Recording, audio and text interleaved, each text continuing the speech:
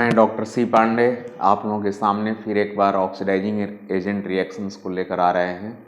हम लोग इसके पहले ऑक्सीडाइजिंग एजेंट रिएक्शंस डिस्कस कर चुके हैं, जिसमें ओजोन का एग्जाम्पल लेकर हमने एक्सप्लेन किया था।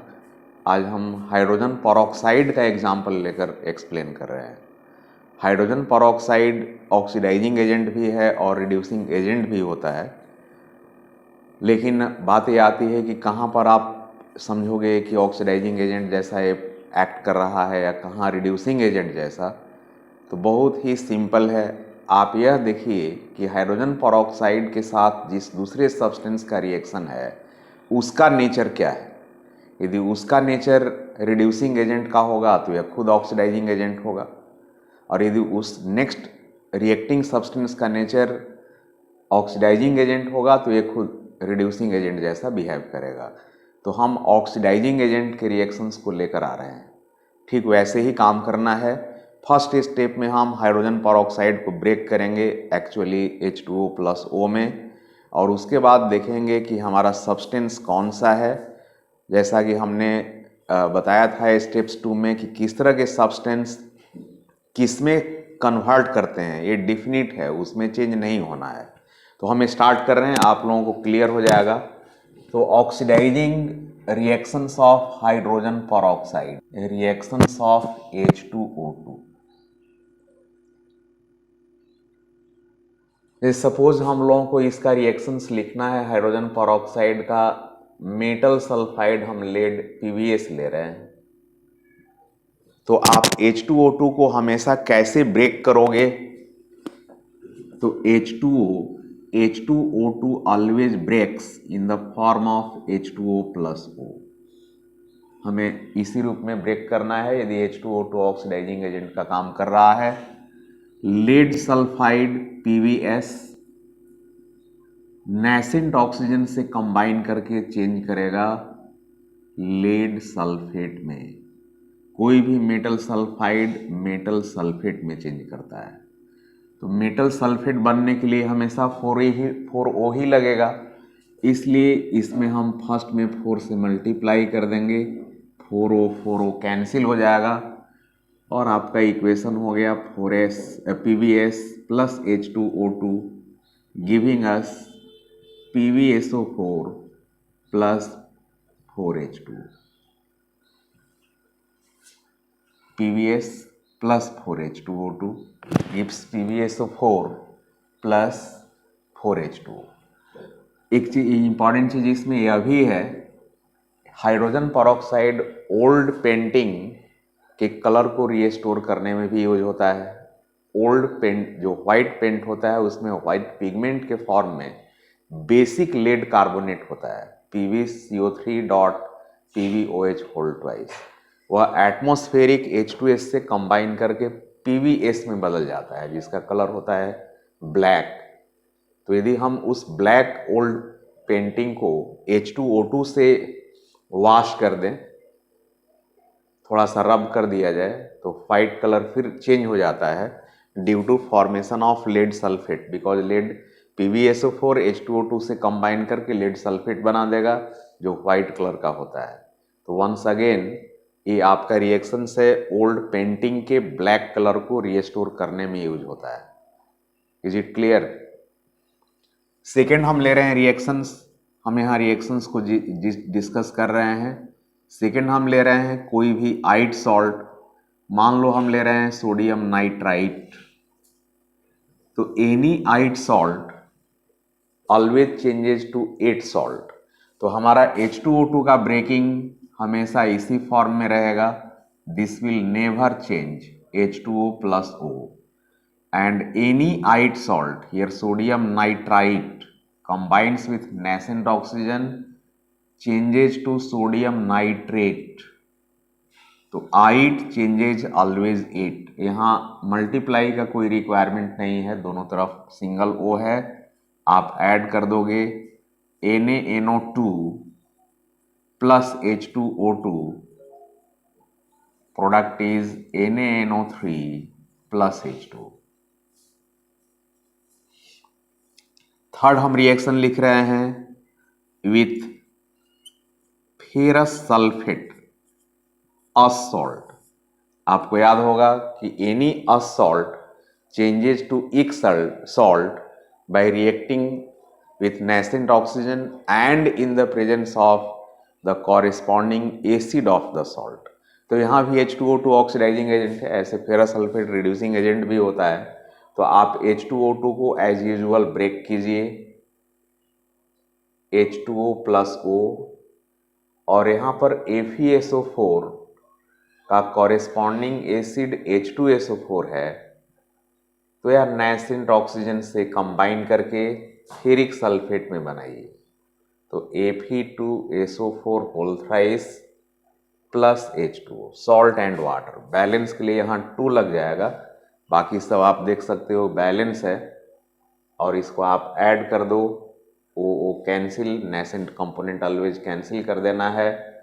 तो 2FeSO4 plus H2SO4 plus H2O2 giving us Fe2SO4 whole thrice plus 2H2.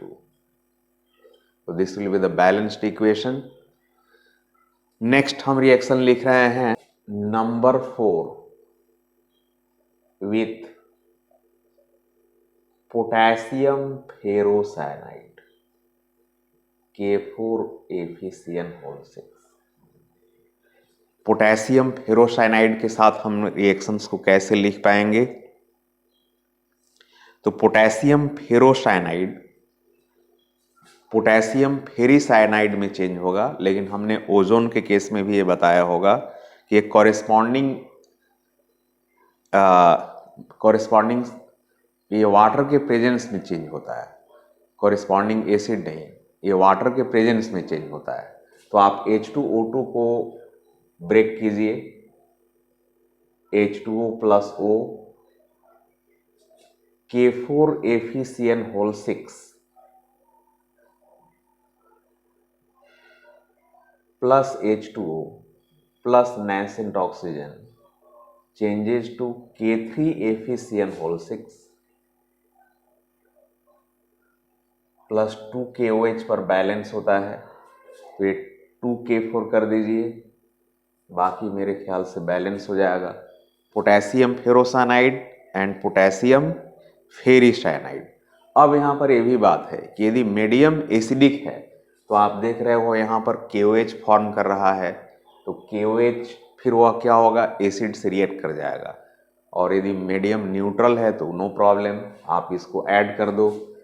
लेकिन यदि हम जनरली एसिडिक मीडियम लेते हैं तो again KOH combines with suppose acid यदि H2SO4 है तो this will changes to K2SO4 plus 2H2O, and now add this, so 2KOH cancel, 1H2O and 1H2O यहाँ भी cancel होगा, OO cancel। so now after addition 2K4FeCN whole 6 plus H2SO4 plus H2O2 giving us main product 2K3FeCN whole 6 plus K2SO4 plus 2H2। Now this is the balanced equation।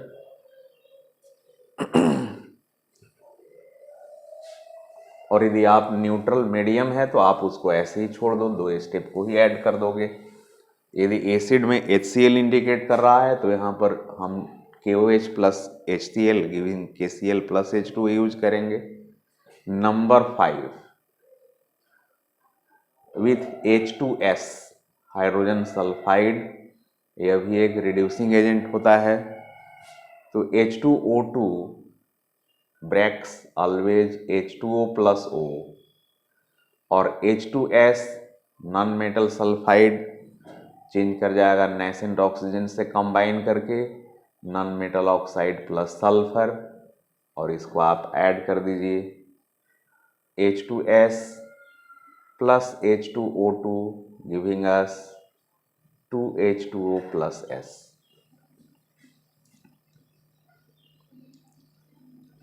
Number 6 the very important with potassium iodide Ki के साथ, potassium iodide के साथ। तो यहाँ भी आपको याद होगा H2O का ब्रेकिंग तो ऐसे ही रहेगा। जो भी मेटल हैलाइड है ऑलवेज मेटल हाइड्रोक्साइड में चेंज होता है एंड हैलोजन लिबरेट कर जाता है। तो यहाँ भी H2O2 को हम एज यूजुअल ब्रेक करेंगे,